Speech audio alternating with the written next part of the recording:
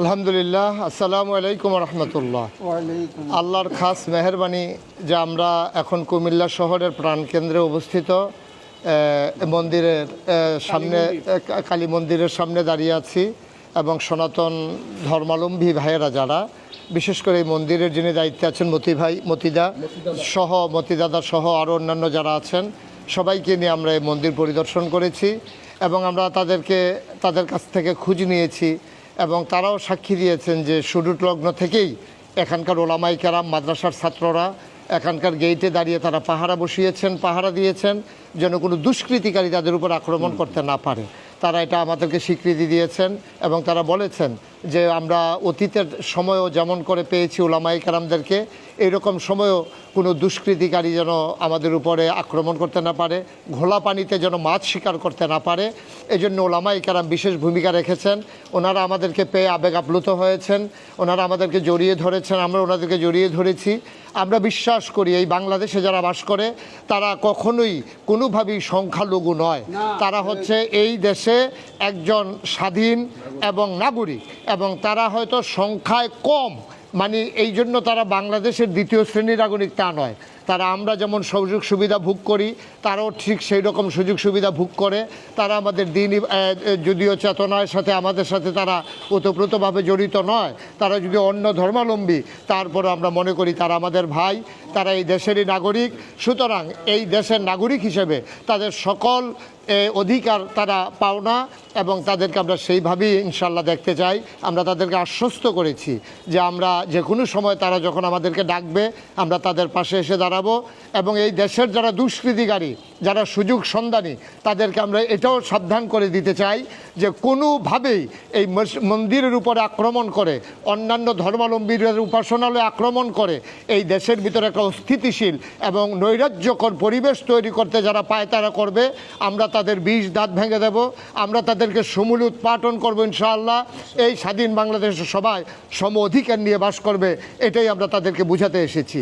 সুতরাং আমি মনে করি যে যারা এই ঘোলা পানিতে মাছ শিকার করতে অভ্যস্ত, অন্তত তারা দয়া করে আপনারা সাবধান হয়ে যাবেন। আপনারা নিজেরা কখনোই এই রকম নৈরাজ্যকর পরিস্থিতিতে আপনারা যদি এসে আবার নৈরাজ্য তৈরি করে দেন এবং সংখ্যালঘুদের সাথে যারা অন্যান্য ধর্মাবলম্বী আছে তাদের সাথে যদি আপনারা একটা দাঙ্গা বাজিয়ে দেন, তাহলে বহির্বিশ্বের কাছে এই বাংলাদেশের সাম্প্রতিক সম্প্রীতির যে দৃষ্টান্ত বাংলাদেশ, এটা আমাদের গায়ে কালি লেগে যাবে। সুতরাং এটা আমরা হতে দেব না। অতীতেও যেমন সাম্প্রদায়িক সম্প্রীতির দেশ ছিল, ভবিষ্যতেও বর্তমানেও আছে, ভবিষ্যতেও সাম্প্রদায়িক সম্প্রীতিতে নিয়েই আমরা বাস করবো ইনশাআল্লাহ। যেমন করে আমরা এক দোকানের খরচ খাই, যেমন করে আমরা এক পুকুরে গোসল করি, যেমন করে আমরা এক লাইনের পানি খাই, ঠিক তেমন করে আমরা একসাথেই ভাই ভাই ঠাই ঠাই হয়ে মিলেমিশে চলতে চাই। কোনোভাবেই এটাকে পায়তারা করার, এটাকে নস্যাৎ করার সুযোগ কাউকে দেওয়া হবে না ইনশাআল্লাহ। সুতরাং আমরা সবাইকে ধন্যবাদ জানাই এবং তাদেরকে আশ্বস্ত করেছি আমরা, আপনারা কোনো চিন্তা করবেন না, আপনাদের পাশে আমরা আছি ইনশাআল্লাহ। সবাইকে ধন্যবাদ জানাচ্ছি এবং তাদের জানমালের আমানত, এটা আমাদের কাছে আমানত। রাসূল সাল্লাল্লাহু আলাইহি ওয়াসাল্লাম ১,৫০০ বছর আগে এই আমানত আমাদের কাঁধে উঠিয়ে দিয়ে গেছেন যে অন্যান্য ধর্মাবলম্বীর মানুষগুলো সংখ্যাগরিষ্ঠ মুসলমানদের দেশে তারা আমাদের কাছে আমানত থাকবে।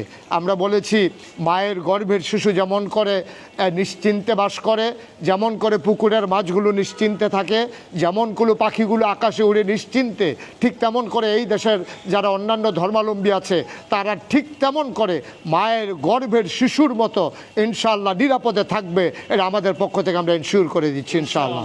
এই পর্যায়ে আমরা এসেছি এই ব্যাপারে উপলব্ধি শ্রী শ্রী কাত্যায়নী কালী মন্দিরের এই জনাব যিনি রাজেশ্বরী কালী মন্দিরের যিনি দায়িত্বে আছেন কুমিল্লার তত্ত্বাবধায়ক, যিনি কেয়ারটেকার হিসাবে আছেন আমাদের মতি দাদা, উনি আমাদের সামনে একটু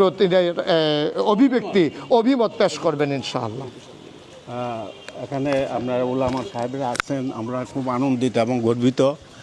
আর এর আগে তো হচ্ছে 4 দিন আগের থেকেই আপনাদের যে ডিউটি, আপনাদের প্রত্যেক দিন রাতে ডিউটি দিয়ে যাইতেছে এবং এখন আপনারা আসলেন, আমরা অনেক সাহস বাড়ছে এবং আমরা আশা করি এইভাবে আমাদের যেভাবে বলছেন এইভাবে আমাদের দিকে সবসময় খেয়াল রাখবেন। আমরা থাকবো, আপনাদের যেভাবে আপনার অনুসরণ করব, আপনারা বলে যাবেন সেইভাবে আমরা কাজ করব ইনশাল্লাহ। এখানে আর কোনো আমাদের ওই কোনো দুষ্কৃতিকারী আইসা প্রবেশ করে কোনো কিছু করতে পারবে না। ইনশাআল্লাহ। আচ্ছা,